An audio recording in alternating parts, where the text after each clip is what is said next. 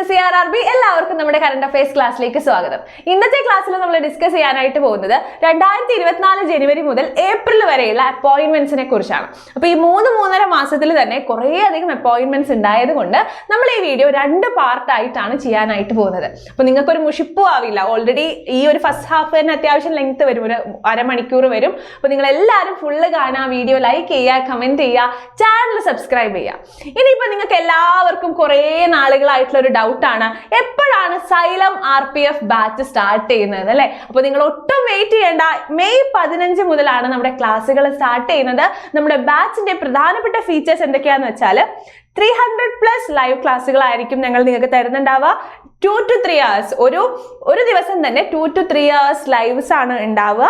പിന്നെ എന്തുണ്ടാവും, വീക്ക്ലി 5-6 ദിവസങ്ങൾ നിങ്ങൾക്ക് ലൈവ് ക്ലാസ്സുകൾ ഉണ്ടായിരിക്കും. അപ്പോൾ ഇത്രയും ഫുള്ളി പാക്ഡ് ആയിട്ടുള്ള ഹൈലി എക്സ്പീരിയൻസ്ഡ് ആയിട്ടുള്ള ഫാക്കൽറ്റീസിനെ വെച്ചാണ് സൈലം ബാച്ചസ് റൺ ചെയ്യുന്നത്. അപ്പോൾ ഇതിന്റെ ഫീസ് എന്ന് പറയുന്നത് 2999 രൂപ മാത്രമാണ്. അപ്പോൾ യൂണിഫോം പോസ്റ്റ് ആഗ്രഹിക്കുന്ന ഏതെങ്കിലും ഒരു ഫ്രണ്ട് ഉണ്ടെങ്കിൽ വേഗം തന്നെ നിങ്ങൾ എന്ത് ചെയ്യുക, നമ്മുടെ ബാച്ച് സബ്സ്ക്രൈബ് ചെയ്യാനായിട്ട് പറയാ, ബാച്ച് വാങ്ങിക്കാനായിട്ട് പറയാ. നിങ്ങളൊന്ന് ആലോചിച്ച് നോക്കൂ, നമ്മളിങ്ങനെ റാൻഡമായി അവിടുന്നും ഇവിടുന്നും കുറേ കാര്യങ്ങൾ പഠിക്കുന്നു. ഇതിനൊന്നും ഒരു അറേഞ്ച്മെന്റ് ഇല്ല. അപ്പൊ നമുക്ക് എക്സാമിന് ക്വസ്റ്റ്യൻ വരുമ്പോൾ കറക്റ്റ് ആയിട്ട് ഇത് പിക്ക് ഔട്ട് ചെയ്ത് എടുക്കാനായിട്ട് പറ്റുമോ? ഒരിക്കലും ഇല്ല അല്ലെ? ആലോചിച്ച് നോക്കൂ, ഒരു ഷെൽഫിൽ കുറേ തുണികൾ ഇങ്ങനെ വാരി വലിച്ചിട്ടിരിക്കുകയാണ്. അതിൻ്റെ ഉള്ളിൽ നിന്ന് ഒരു വെള്ള ഷർട്ട് എടുക്കണം എന്ന് വിചാരിച്ചാൽ ഭയങ്കര ബുദ്ധിമുട്ടുള്ള കാര്യമാണ് അല്ലെ? അപ്പൊ നിങ്ങൾക്ക് തോന്നും, അപ്പോൾ അതേപോലെ ഈ എക്സാമിനുള്ള പഠിക്കാനുള്ള കാര്യങ്ങൾ വളരെ ഓർഡർ ആയിട്ട് നമ്മുടെ തലയിൽ ഇങ്ങനെ അറേഞ്ച് ചെയ്ത് വെച്ച് തന്നാൽ ഈസി ആയിട്ട് അത് പിക്ക് ഔട്ട് ചെയ്ത് എക്സാം എഴുതേണ്ട ആവശ്യമല്ലേ ഉള്ളൂ. അതിന് നിങ്ങൾക്ക് കംപ്ലീറ്റ് ഒരു ഹെൽപ്പ് ആയിരിക്കും നമ്മുടെ സൈലം RPF ബാച്ചുകൾ എന്ന് പറയുന്നത്. അപ്പോൾ എന്ത് ചെയ്യുക, വേഗം തന്നെ ഫ്രണ്ട്സിനൊക്കെ ഷെയർ ചെയ്യുക, വേഗം നമ്മുടെ ബാച്ചിൽ ജോയിൻ ചെയ്യാനായിട്ട് പറയുക. മെയ് 15 തൊട്ടായിരിക്കും ബാച്ചസ് സ്റ്റാർട്ട് ചെയ്യുക. അപ്പോൾ എനിക്ക് നിങ്ങളുടെ അടുത്ത് ഒന്നേ പറയാനുള്ളൂ, ബാച്ച് സ്റ്റാർട്ട് ചെയ്യുമ്പോൾ തന്നെ മാക്സിമം ജോയിൻ ചെയ്യാനായിട്ട് ശ്രമിക്കൂ കേട്ടോ. അങ്ങനെ ആവുമ്പോൾ നിങ്ങൾക്ക് എന്ത് വരില്ല, ഒരു ഡിലേ വരില്ല. ഇപ്പം നിങ്ങളിപ്പോൾ മെയ് 20-നും ഇനി മെയ് ജൂണൊക്കെ ആകുമ്പോൾ ജോയിൻ ചെയ്യുമ്പോൾ നിങ്ങൾക്ക് കുറേ ക്ലാസ്സുകൾ മിസ്സാവും. അപ്പോൾ നമ്മൾ പിന്നിലോട്ടായി പോയതായിട്ട് നമുക്ക് തന്നെ ഫീൽ ചെയ്യും. അതിനിടവരെത്താതിരിക്കുക, മെയ് 15 തന്നെ ബാച്ചിൽ ജോയിൻ ചെയ്യുക, നമുക്ക് അടിപൊളിയായിട്ട് പഠിക്കാം.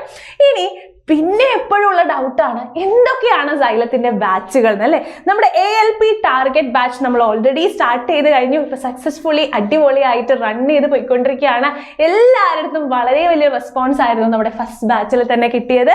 അപ്പോൾ ഇനിയും നിങ്ങൾക്ക് ALP ബാച്ചിൽ ജോയിൻ ചെയ്യാനായിട്ട് പറ്റും. ഇനി ജോയിൻ ചെയ്യാൻ ആഗ്രഹമുള്ളവർ എന്ത് ചെയ്യുക, വേഗം തന്നെ കോൺടാക്ട് ചെയ്യുക. 3,999 ആണ് ഫീസ് വരുന്നത്.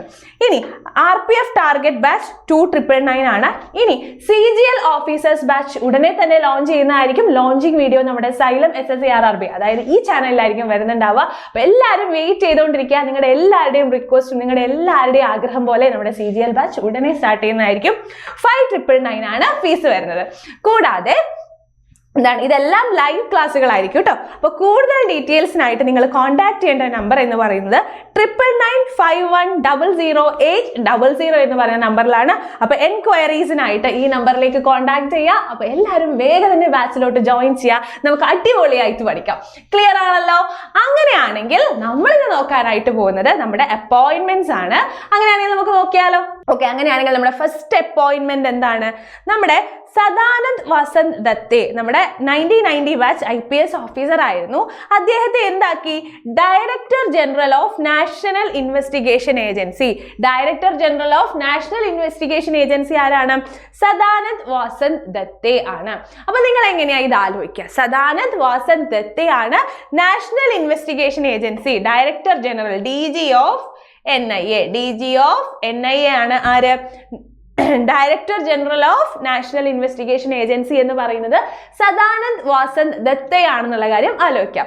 അപ്പൊ ദത്തേനെ DATE ആണ് അല്ലെ? DATE നമുക്ക് എന്ത് വായിക്കാം? ഡേറ്റ് എന്ന് വായിക്കാം അല്ലെ? അപ്പൊ നിങ്ങൾ ആലോചിച്ച് നോക്കിയേ, നമ്മുടെ വീട്ടിന്റെ അപ്പുറത്തുള്ള ഒരു പെൺകുട്ടിയും ഒരു ആൺകുട്ടിയും കൂടി ഡേറ്റിന് പോവാണ്.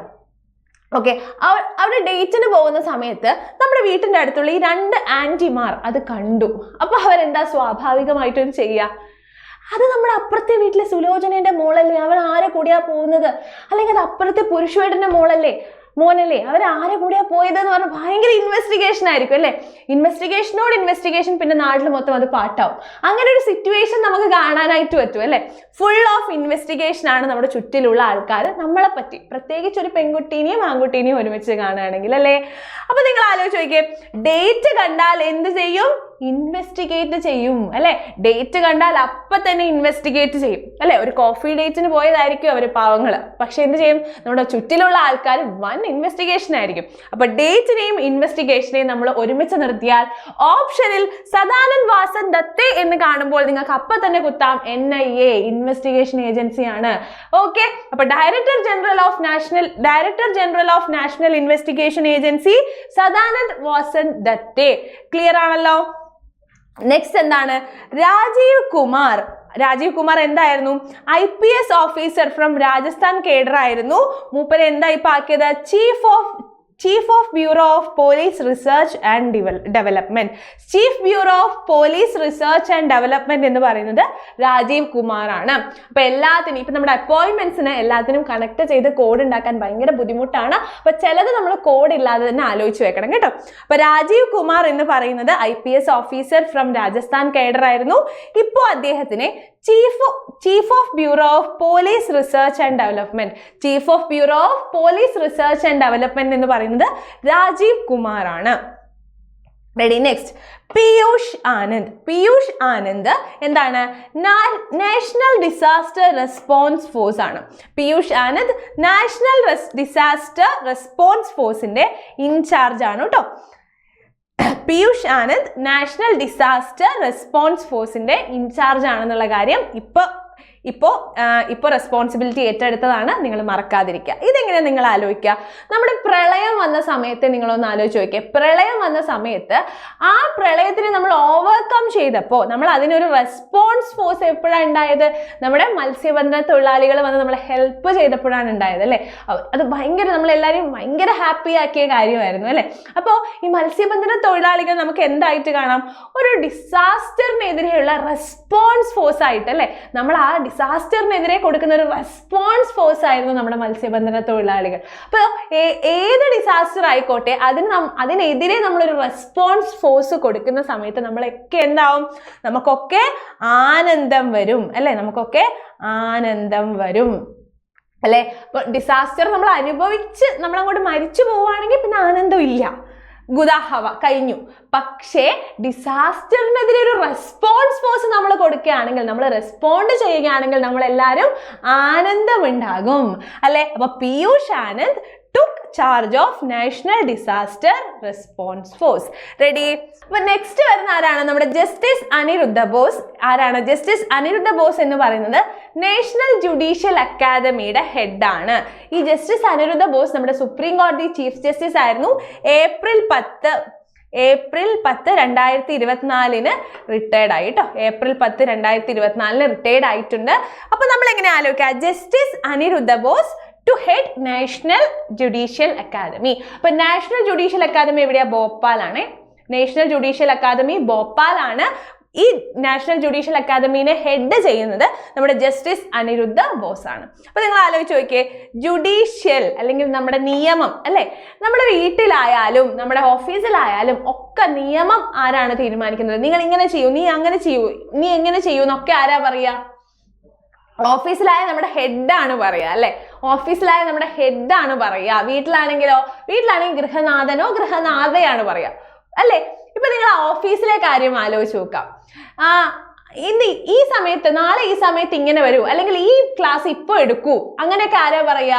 ഈ ചാർട്ട് ഇപ്പൊ കംപ്ലീറ്റ് ചെയ്ത് തീർക്കൂ, അങ്ങനെയൊക്കെ ആരാ നമ്മളടുത്ത് പറയാ? അല്ലെങ്കിൽ ഈ ജോലി ഇപ്പൊ തീർത്തു തരണം, ആരാ പറയാ? നമ്മുടെ ബോസ് ആണ് പറയാ അല്ലെ. അപ്പൊ നിയമങ്ങൾ തീരുമാനിക്കുന്നത് ബോസ് ആണ് അല്ലെ.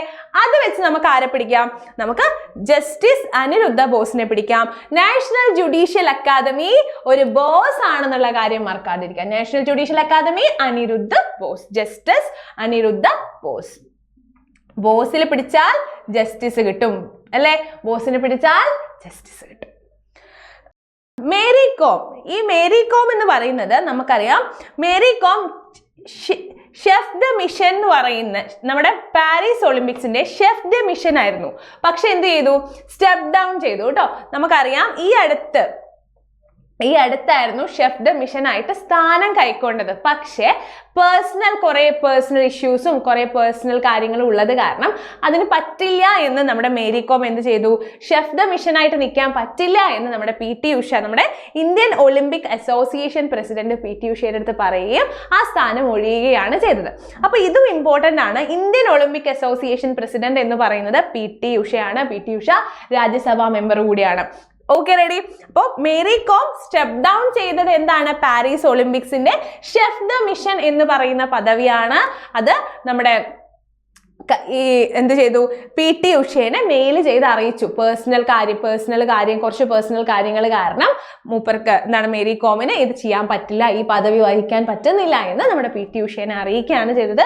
അപ്പൊ ഇന്ത്യൻ ഒളിമ്പിക് അസോസിയേഷൻ പ്രസിഡന്റ് ആരാണ്? PT ഉഷയാണ്. ഏറ്റവും ഇമ്പോർട്ടന്റ് ആണ് കേട്ടോ. നെക്സ്റ്റ് ഇസ് മിസ് ജഗ്ജിത് പവാഡിയ എന്ത് ചെയ്തു, ഇന്റർനാഷണൽ നാർക്കോട്ടിക്സ് കൺട്രോളിലേക്ക് വീണ്ടും റീഇലക്ട് ചെയ്യപ്പെട്ടു. ജഗ്ജിത് പവാഡിയനെ ഇന്റർനാഷണൽ നാർക്കോട്ടിക്സ് കൺട്രോളിലേക്ക് വീണ്ടും റീഇലക്ട് ചെയ്തു. അപ്പോൾ ഇത് ആരാണ് ഈ ഇലക്ഷൻ ഓർഗനൈസ് ചെയ്തത്? United actions economic and social control ആണ്. This election was organized by United Actions Economic and Social Council ആണ് ഈ ഇലക്ഷൻ ഓർഗനൈസ് ചെയ്തത്. അപ്പൊ നമ്മുടെ ഇന്ത്യൻ കാൻഡിഡേറ്റ് ആയിട്ടുള്ള ജഗ്ജിത് പവാഡിയയ്ക്ക് എത്ര വോട്ടാ കിട്ടിയേ? 53 മെമ്പറിൽ നിന്നും 41 വോട്ട് മാർക്ക് കിട്ടി ജഗ്ജിത് പവാഡിയയ്ക്ക് കിട്ടി. ജഗ്ജിത് പവാഡിയ ചില്ലറ പൊള്ളിയല്ല, അടിപൊളിയാണ് അല്ലേ? 53 വോട്ടിൽ 41 കിട്ടി. അപ്പോൾ ഈ ഇലക്ഷന്റെ ടേം എന്ന് പറയുന്നത് 2025 മുതൽ 2030 വരെയാണ്. 2025 തൊട്ട് 2030 വരെയിലേക്കുള്ള ഇലക്ഷൻ ആണ് ഇപ്പൊ നടന്നത്. അപ്പൊ ജഗ്ജിത് പവാഡിയനെ ഇന്റർനാഷണൽ നാർക്കോട്ടിക്സ് കൺട്രോളിലേക്ക് റീഇലക്ട് ചെയ്യപ്പെട്ടു.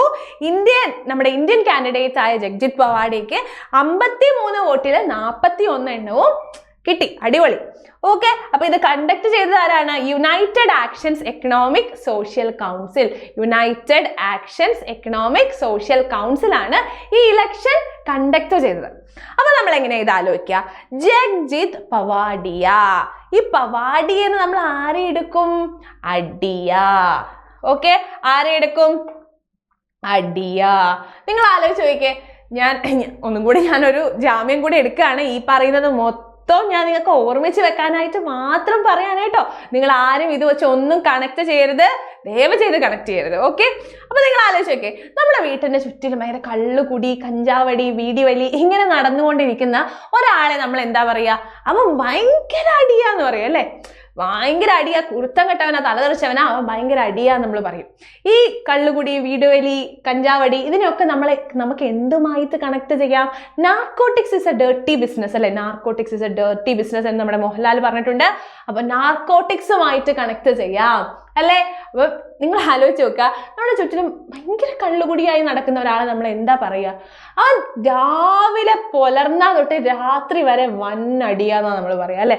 അപ്പൊ ഈ അടിയനെ നമുക്ക് നാർക്കോട്ടിക്സുമായിട്ട് കണക്ട് ചെയ്യാം. അപ്പൊ ജഗ്ജിത് പവാഡിയ അല്ലെ, നമ്മുടെ ഹണിബിയിലുള്ള സീനാണിത്. അപ്പൊ അടിയ എന്ന് പറഞ്ഞാൽ ജഗ്ജിത് പവാഡിയ.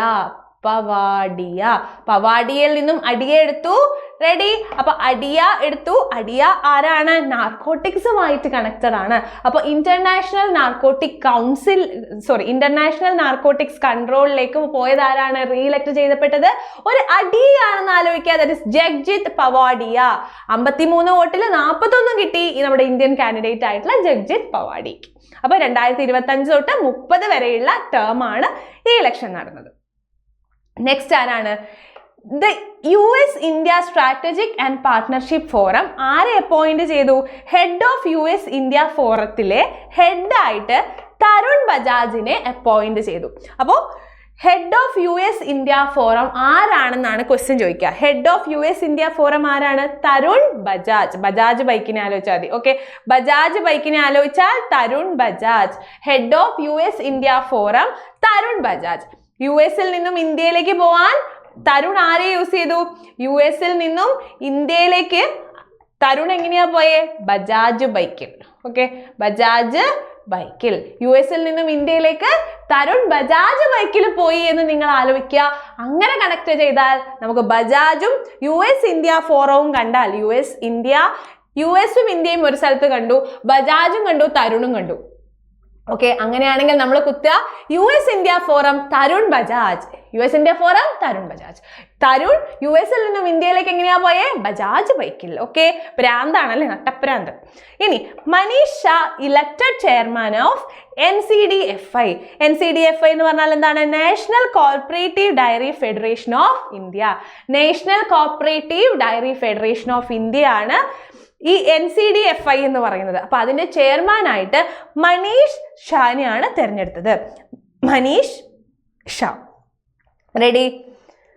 ഇനി Delhi high court appointments retired justice Najmi വസിരി.